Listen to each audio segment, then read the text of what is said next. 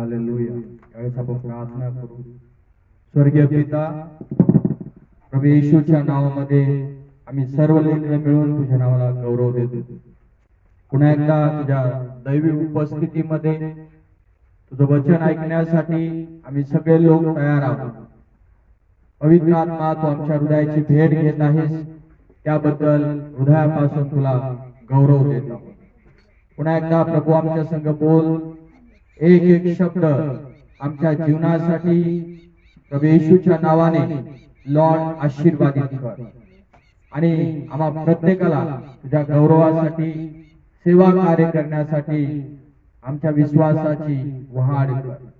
प्रभू येशूच्या नावाने प्रार्थना आम्ही मागतो।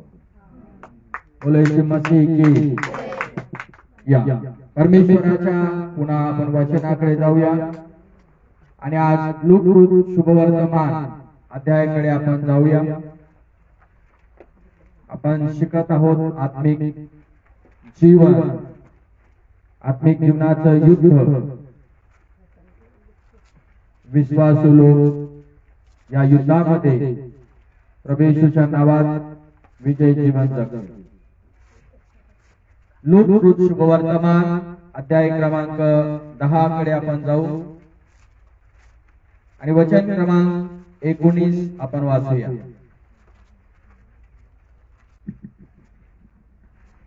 पहा, मी तुम्हाला साप आणि विंचू यांना तुडवण्याचा व शत्रूंच्या सर्व शक्तीवरचा अधिकार दिला आहे। तुम्हाला काही एक बाधणार नाही। ऐकलंय सगळ्या जणांनी? तर येशू ख्रिस्तानं आपल्या शिष्यांची नेमणूक केली विश्वासाच्या द्वारे आणि आज आज्ञा पालनाच्या द्वारे। तुम्ही आणि मी सगळे लोक प्रभू येशू ख्रिस्ताचे शिष्य आहोत। शेजाऱ्याला सांगा, मी प्रभूचा शिष्य आहे। मी प्रभूचा शिष्य आहे।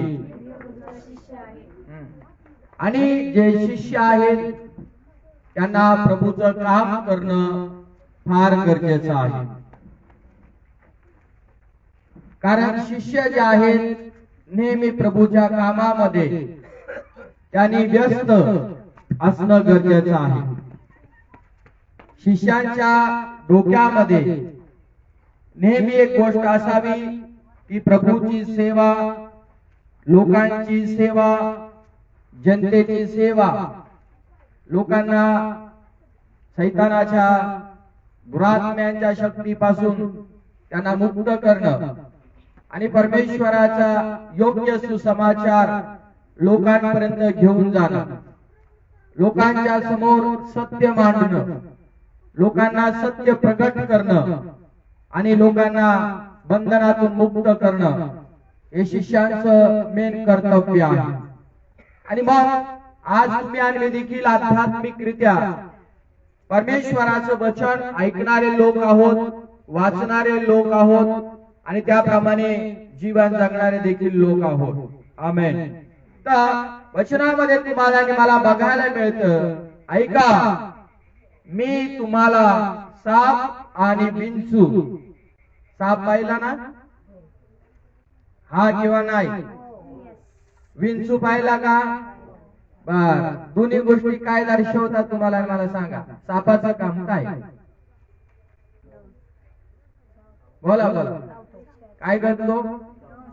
साप धरा किंवा नाग धरा, तो काय करतो? त्याचं काम दंश करायचा असतो। आणि एखाद्या व्यक्तीला तो जर चावला किंवा डसला तर काय होणार आहे?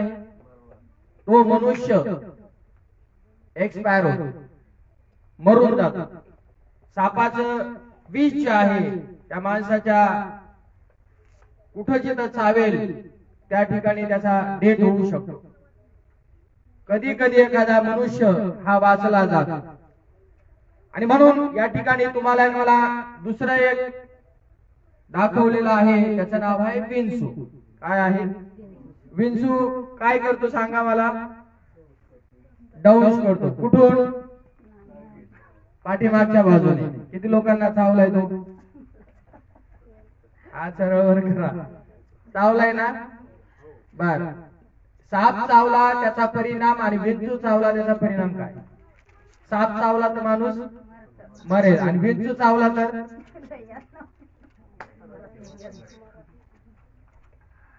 माणूस मरत नाही, परंतु त्याच्या वेदना भयंकर आहे. म्हणजे जवळपास तुम्ही आम्ही जरी पाहिलं, साप आणि विंचू यांच्या वेदना आहे ना जवळपास सेम आहे. त्या मनुष्याला आणि त्या स्त्रीला जर हे चावला विंचू तर आम्हाला बघायला मिळतं की त्या ठिकाणी त्यांना तो त्रास भोगावा लागतो. खूपशे लोकांचे ज्यावेळेस फोन येतात, मास्टर प्रार्थना करा, आम्हाला विंचू चावलाय. तुम्हाला माहिती आहे असं जगामध्ये आहे ज्यांना विंचू चावला आहे. एखाद्या व्यक्तीला तो विंचू जर चावलेला असेल तर काय होतं, समोरच्या एखाद्या व्यक्तीला ऑटोमॅटिक त्याचे मंत्र येत असतात. तो उतरण्याच्या ऐवजी चढवतो, अजून त्या व्यक्तीला त्रास होतो भयंकर. मोठ्या मोठ्याने ओरडतो, किंचाळतो, बरंच काही आहे त्याच्यामध्ये. पण विंचू उतरण्याची देखील एक शक्ती आहे आणि ती पण माणसाकडेच, ती पण मंत्राच्या द्वारे उतरली जातात आहे ना. पण प्रभू येशू मध्ये एवढं सामर्थ्य आहे की ज्यावेळेस तुम्ही आणि मी प्रभू येशूच्या नावामध्ये प्रार्थना करतो त्यावेळेस देवाच्या वचनात लिहिलं आहे की देवानं आम्हाला जो काही अधिकार दिलेला आहे त्या अधिकारानुसार या सापाची किंवा विंचाची जी ताकद आहे किंवा पॉवर आहे तुमच्या आणि माझ्या प्रार्थनेच्या द्वारे तो नष्ट होतो. त्या व्यक्तीला कुठली ट्रीटमेंट करण्याची आवश्यकता पडत नाही. आणि म्हणून आज तुम्ही आणि मी या ठिकाणी शिकत आहे साप आणि विंचू यांना तुडवण्याचा अधिकार दिला आहे. काही लोक याचा गैरअर्थ घेतील, चुकीचा अर्थ. कसा चुकीचा अर्थ घेतील? मास्टर आता वचनात लिहिलं आहे येशू ख्रिस्ताने आम्हाला अधिकार दिला आहे. काय दिला आहे? मग ते काय करतील? काही काही लोकांनी असं केलं आहे. मी एक व्हिडिओ पाहिला आणि त्या व्हिडिओ मध्ये त्यांनी असं दाखवलं की एक देवाचा सेवक बाहेर देशामधला आहे, आउट ऑफ कंट्री. त्या सेवकांनी प्रेयर करता करता एक साप आणला आणि तो साप आपल्या गळ्यामध्ये तो घालायचा आणि असा हातामध्ये तो फिरवायचा. आणि हे ते वचन शेअर करत होते, मंडळीला सांगत होते साप आणि विंचू यांना आम्हाला तुडवण्याचा आम्हाला अधिकार आहे आणि ते आम्हाला डोस करू शकत नाही, ते आम्हाला चावू शकत नाही. आणि म्हणून त्यांनी काय केलं, त्या सापाला आपल्या हातामध्ये घेतला आणि ते साप त्या मंडळीमध्ये घेऊन आपल्या हातामध्ये फिरत होते. आणि बघा हा साप मला काही करत नाही, कारण प्रभू येशूच्या अधीनमध्ये हा साप आहे. हा प्रभूच्या परवानगीने मला चावू शकत नाही, मला डोस करू शकत नाही. आणि बराच वेळ त्या मंडळीला ते शिकवत होत्या आणि असं करता करता त्या सापाने विषारी साप, ओरिजिनल साप त्याने घेतला आणि तो साप त्याला चावला आणि तो देवाचा सेवक जागेवर मृत्यू पावला. बायबलचं वचन आपण कुठल्या अर्थाने घेतो याला फार महत्व आहे. योग्य अर्थ बायबलचा घेणं गरजेचं आहे. साप उचलण्याचा अधिकार दिला, साप तुडवायचा अधिकार दिला, तर मग तुम्ही सापावरती जाऊन नाचणार का? नाही तर ठेवा टीव्ही मध्ये दाखवल्यासारखे सापच साप दाखवा आणि त्याच्यावरती नाचत बसा, हे मला काहीच करणार नाही, हा मला काहीच करणार नाही, हा मला काहीच करणार नाही, चावणार नाही. मग घरामध्ये पाळा सगळे, मला चावणार नाही, कारण प्रभूने सांगितलं विंचू पण आणा घरामध्ये आणि सगळे विंचूच टाका. मला चावणार नाही, मला डौंश करणार नाही, मला चावणार नाही, मला डौंश करणार नाही. या वचनाचा चुकीचा अर्थ आज कितीतरी मीडियातल्या लोकांनी उचललेला आहे आणि त्याचा परिणाम त्यांनी भोगलेला आहे. ते लोक मृत्युमुखी पावले. सेवक लोक असू द्या, विश्वासणारे लोक असू द्या, ते वयाच्या अगोदर मेले. कारण का? वचनाचा अर्थ त्यांना समजलेला नाही. हालेलुया. म्हणून या ठिकाणी तुम्हाला आणि मला शिकायला मिळालं. आता दुसरं एक उदाहरण जर पाहिलं तर तुमच्या आणि माझ्या लक्षात आलं पाहिजे. समजा उदाहरणार्थ आपल्या घरामध्ये साप निघाला आणि आपले लेकरं झोपलेले असत आणि तुम्ही झोपलेले असाल, पण अचानक जर तुम्हाला कधी जाग आली आणि अचानक तुमचं लक्ष जर तिथं गेलं तर साप कधी गोधडीत पण असू शकतो, आहे ना, कधी कधी उशाला असू शकतो, कधी कधी पायथ्याला असू शकतो. आणि तुम्ही आम्ही प्रार्थना करून झोपी जाणारे लोक आहोत. तर मग रात्रभर आमच्या कितीतरी टेस्टमनी साक्ष आपण ऐकतो की कितीतरी टेस्टमनी ऐकल्यानंतर आपल्या लक्षात येतं की साप रात्रभर माझ्या गोधडीत राहिला, पण तुम्हाला दंश त्याने केलं नाही, मला त्याने इजा केली नाही, मला तो चावला नाही. बरोबर आहे का? चावला नाही म्हणतात. मग देवाने काय केलं? त्यांनी संरक्षण केलंय, कारण रात्री ते लोक प्रार्थना करून झोपलेले असतात. आणि दिवसा जरी आपण पाहिलं तर साप निघाला तर सापाला आम्ही कमांड करतो, आज्ञा करतो की आता घरात कुणी मारेकरी नसेल त्या सापाला, तर त्या ठिकाणी आपण काय करतो? त्या सापाला प्रभू येशूच्या नावात त्याला म्हणतो थांब, तिथं हलू नकोस. ज्यावेळेस तुमच्या आणि माझ्या मुखातून हा शब्द बाहेर निघतो त्यावेळेस तुमच्या घरात ज्या ठिकाणी साप निघालाय, तुम्ही जर त्याला कमांड केली प्रभू येशूच्या नावामध्ये, तर तो साप देखील जागेवरून हलत नाही, तिथं जागेवर उभा राहतो. जोपर्यंत त्याला मारायला लोक येत नाही आणि तुम्ही जाऊन बोलवत नाही, तो साप जागेवर उभा राहतो. आणि तुम्ही त्याला काय करणार? किंवा ते लोक त्यांना काय करणार? मारून टाकणार. अशा कितीतरी साक्ष आपण आज ऐकत आहोत. येशू प्रभू की. पण परमेश्वराच्या वचनात लिहिलं आहे, येशू ख्रिस्ताने आपल्या लोकांना अधिकार दिलेला आहे. हा आत्मिक अधिकार आहे, लक्षात ठेवा, जगिक नाही. म्हणजे जगिक साप घेऊन आपल्याला गळ्यात फिरायचं नाही आणि विंचू घेऊन त्याला शेकोटी करायची. आणि त्या कारक्या जमा करता करता साप त्या कारक्यामध्ये आला आणि पौलाने देखील त्या सरपणाला थोडीशी कवळी घातली, असं उचललं हातामध्ये. तर बायबल सांगतं त्याच्या हाताला त्याने काय केलं? बरोबर पौलाने ते पाहिलं. बायबल काय सांगतं की पौलाने तो हात झटकावला आणि तो साप विस्तावात पडला आणि त्याचा मृत्यू झाला. म्हणजे झटकावणं म्हणजे काय आहे? अधिकार. म्हणजे पौल पण एक अभिषिक्त सेवक होता. तो पण म्हणला असा, माझ्या हाताला तो गुंडाळा राहू द्या हातामध्ये, एकदम छान दिसतोय, एकदम गोडवाणी दिसतोय, मला काय भाऊ असं जरा फनी काढ, जरा पाहू दे. लोक काय म्हणत होते त्याचे दुश्मन? आता पौलाला हा 100% साप चावला आणि पौल देवाचा सेवक आहे, परंतु पौल आता मरणार. पण बायबलच्या वचनात लिहिलंय पौलाचं देवाने संरक्षण केलं. पण महत्वाची गोष्ट आहे, पौलाने त्याला झटकवलं आहे. आमेन. तर आम्ही असा त्याचा गैरअर्थ घेऊन, चुकीचा अर्थ घेऊन आपण काही करायचं नाही. आमेन. तर पुढे काय लिहिलं आहे? साप आणि विंचू यांना तुडवण्याचा अधिकार दिला आहे व मी तुम्हाला शत्रूंच्या सर्व सामर्थ्यावर अधिकार दिला आहे आणि कशानेच तुम्हाला अपाय होणार नाही. काय होणार नाही? म्हणा, इजा होणार नाही, अपाय होणार नाही. बघा, तुम्ही आणि मी प्रभू येशूच्या शिष्य आहेत. त्या शिष्यांना देखील प्रभू येशूने अधिकार दिला. मला आत्मिक अधिकार, जगिक नाही, आत्मिक अधिकार. आणि तुम्हाला ना मला माहिती, आत्मिक अधिकार सगळ्यात महान अधिकार आहे, सगळ्यात मोठा अधिकार प्रभूने तुम्हाला आणि मला दिलेला आहे की स्वर्ग आणि पृथ्वी, म्हणा शेजाऱ्याला, स्वर्ग आणि पृथ्वी हे कोणाच्या हातामध्ये दिलं आहे? देवानं स्वतः ख्रिस्ताच्या हातामध्ये दिलं आहे. आणि आम्ही वाचतो मत्तेच्या पुस्तकामध्ये 28 अध्याय आणि 19 वचनामध्ये की प्रभू येशू ख्रिस्त म्हटला, सर्व अधिकार पित्याने मला दिलेला आहे. आमेन.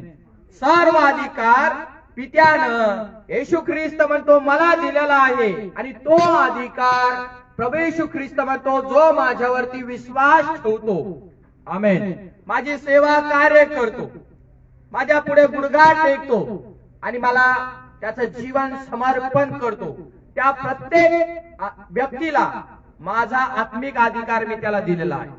जसा पित्याने मला दिला तसाच मी अधिकार माझ्या पुत्रांना, माझ्या कन्यांना मी तो देत आहे. बघा, महान अधिकार येशू मसीह की. आणि साप आणि विंचू या ठिकाणी जर तुम्ही आणि मी जरी पाहिले, तुम्हाला काय वाटतं या ठिकाणी?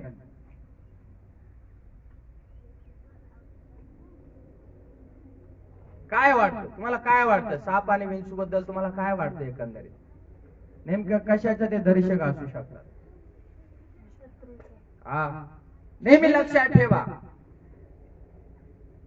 येशूने आपल्या लोकांना नेहमी चुकीचं जी पॉवर आहे, चुकीची जी शक्ती आहे, चुकीची जी ताकद आहे, त्यावरती विजय मिळवण्यासाठी अधिकार दिलेला आहे. येशू मसीह की. आणि अनेक लोक शिष्य येशू ख्रिस्ताकडे आलेले आहेत. अनेक शिष्यांनी येऊन येशू ख्रिस्ताला साक्ष दिलेले आहे की तुझ्या नावात आम्ही या गावात गेलो, तुझ्या नावात आम्ही त्या गावात गेलो, आणि तुझ्या नावात त्या गावात गेल्यामुळे आम्ही असे चमत्कार केलेले आहेत. अनेक शिष्य ज्या ज्या गावात त्यांना पाठवलं त्या त्या गावात त्यांनी जाऊन चमत्कार केले येशूच्या नावात, आणि त्या साक्ष परत आपल्या गुरुला सांगायला परत पाठीमागे आले. सेम वे आम्हाला देखील या ठिकाणून बाहेर पडायचंय. जे आम्ही ऐकतोय ते आपलं चिंतन आणि मनन करायचं आहे. चिंतन आणि मनन करून आपण देखील प्रभू येशूच्या नावात गावात जायचं आहे किंवा आजूबाजूला जायचं आहे.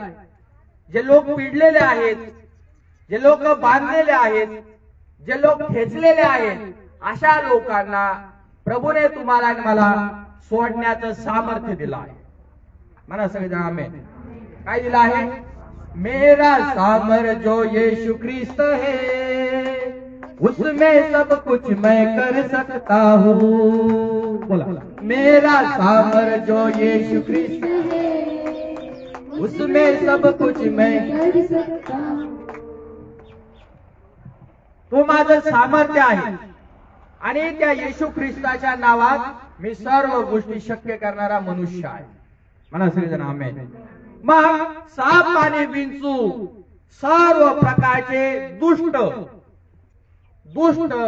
शक्तीचे एक प्रतीक आहे किंवा एक दर्शक आहे. बायबलच्या वचनात दिला आहे, त्याची तुलना केलेली आहे. दर्शक त्याला म्हटलेलं आहे. दुष्ट शक्तीची ताकद, दुष्ट शक्तीची पॉवर. हालेलुया. म्हणून येशू ख्रिस्ताने तुम्ही आणि काय पाहत आहोत की येशूने त्याच्या शिष्यांना सांगितलं आहे, आणि आज त्या काळात त्याला सांगितलं, आज प्रभूने आज आम्हाला सांगितलेलं आहे. आमेन.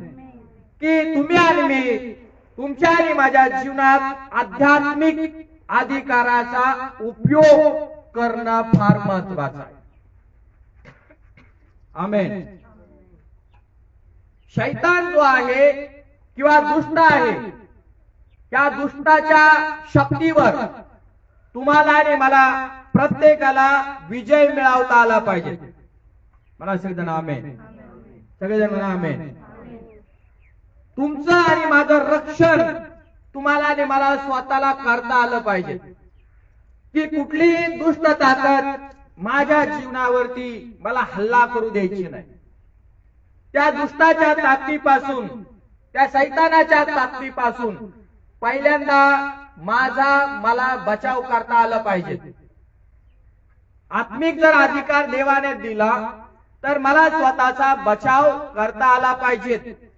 जर मी स्वतःचा बचाव करू शकतो तर मी दुसऱ्याचा बचाव करू शकतो किंवा त्याला वाचू शकतो. आणि जर मीच त्या बंधनामध्ये असेल, मीच त्या दुष्ट शक्तीमध्ये असेल, मीच त्या दुरात्म्याच्या ताकदीमध्ये असेल, मलाच माझं जीवन त्या दुष्ट ताकदीपासून वाचवता येत नसेल तर मी दुसऱ्यांना वाचू शकतो का? या सांगा, तुम्ही वाचू शकता का दुसऱ्याला? म्हणून सगळ्यात प्रथम तुम्हाला आणि मला स्वतःचं रक्षण करणं फार महत्वाचं आणि फार गरजेचं आहे. म्हणून या ठिकाणी लिहिलं आहे ऑथॉरिटी. सगळेजण म्हणा ऑथॉरिटी. हा इंग्लिश शब्द आहे, दुसरा आहे अधिकार. तिसरा आहे कमॅन्ड, त्याला आज्ञा करणं, त्याला हुकूम करणं. हुकूम कसा करतो माणूस? बरं एखाद्या घरातल्या माणसाला ओरडतो कसा माणूस? काहीतरी केलं त्याने, तुम्ही आणि प्रेमाने त्याला म्हणा का जाऊ दे ना बाबा, ओय!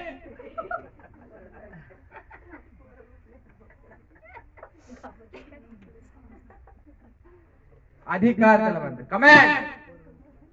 कमॅन्ड म्हटलं का आवाज छोटा नाही पाहिजे, मोठा आवाज करायचा. हालेलुया. काय करायचं?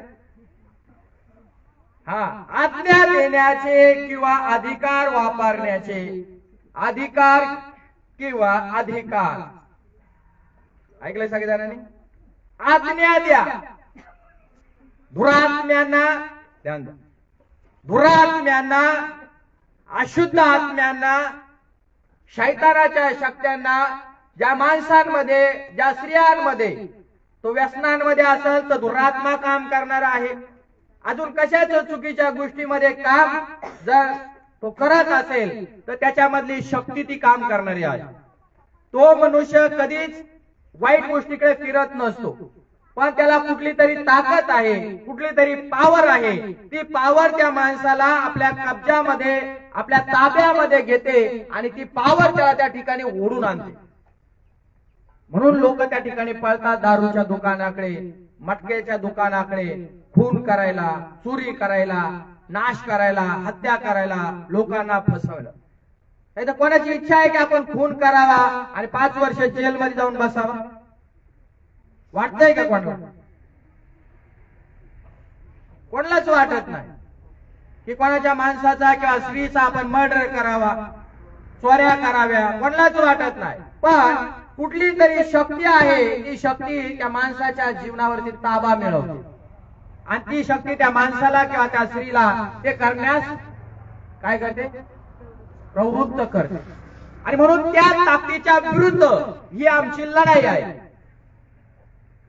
आमची लढाई माणसासंग नाही आणि ज्याच्यामध्ये रक्त आहे त्या माणसासंग आमचं युद्ध नाही.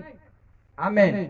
आमचं युद्ध बायबलच्या वचनात लिहिलं आहे, ज्या माणसांमध्ये दुरात्म्या आहेत, अशुद्ध आत्म्या आहेत, ज्या माणसाला चुकीच्या मार्गावरती घेऊन जातात, त्या माणसातली दुरात्म्याची शक्ती त्यांच्यामधून काढून त्यांना एक चांगला मनुष्य बनवण्यासाठी देवाने आम्हाला ही अथॉरिटी किंवा अधिकार देवाने आम्हाला दिला आहे प्रभू येशूच्या नावात. आमेन. एखादा माणूस वेडा झाला तर तो वेडा चांगला आहे का? कुठल्या आईला वाटतं माझा मुलगा वेडा राहावा म्हणून, गावात भटकावा म्हणून, मशानात राहावं म्हणून, वेडे वाकडे वांगाळ कपडे घालून इकडं तिकडं फिरवावं म्हणून कुठल्या आईला, भावाला, घरातल्या लोकांना वाटेल? जे दुश्मन आहे त्यांना वाटेल. पण नेहमी लक्षात ठेवा, आपल्या सख्या गणोगताला कधी असं वाटत नाही. पण मग ही ताकद, ही शक्ती बाहेर कशी निघेल? आज तुम्ही आम्ही पाहिलं, लोक बाबा तंत्र मंत्र छाछू अमावस्या पौर्णिमेवाल्याकडे जातात, आहे ना.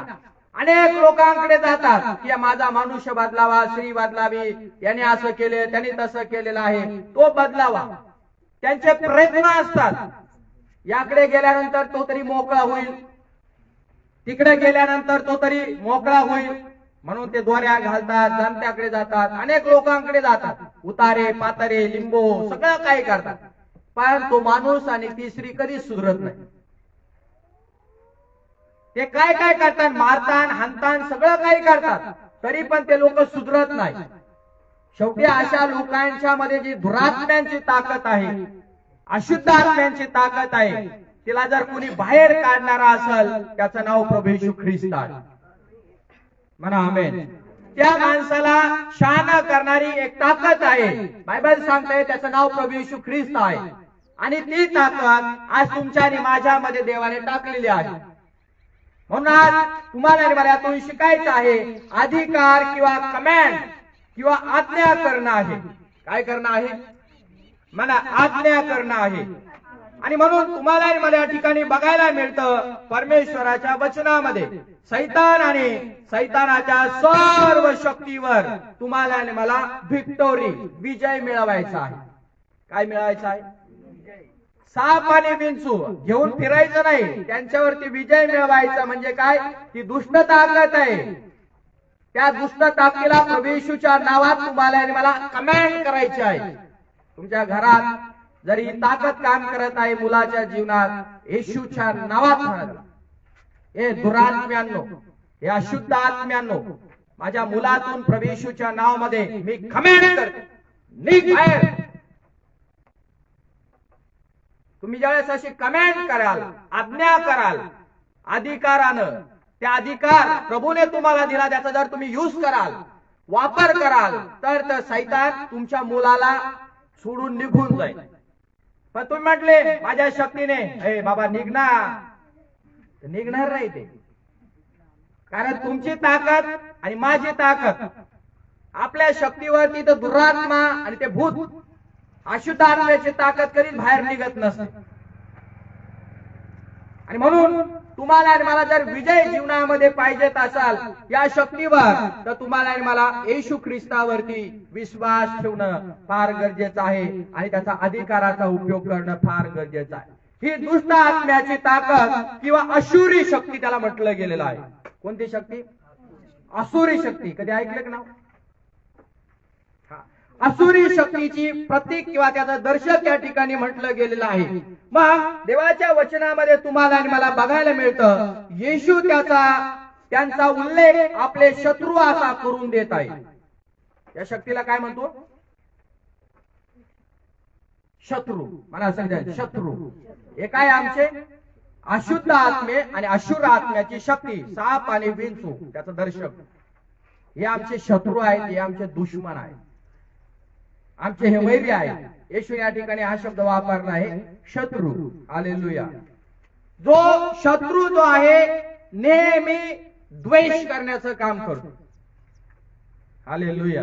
काय करतो? द्वेष. बघा, शत्रूंचं काम काय आहे? नेहमी द्वेष करणं, निंदा करणं, नावं ठेवणं. अशा अनेक लिस्ट तुमच्या माझ्या डोळ्याच्या समोर आहे. फक्त दोष द्यायचं, तुम्हाला आणि मला नाव ठेवायचं काम. या शत्रूच्या ताकदीचं काम हेच आहे, दुसरं काहीच काम नाही.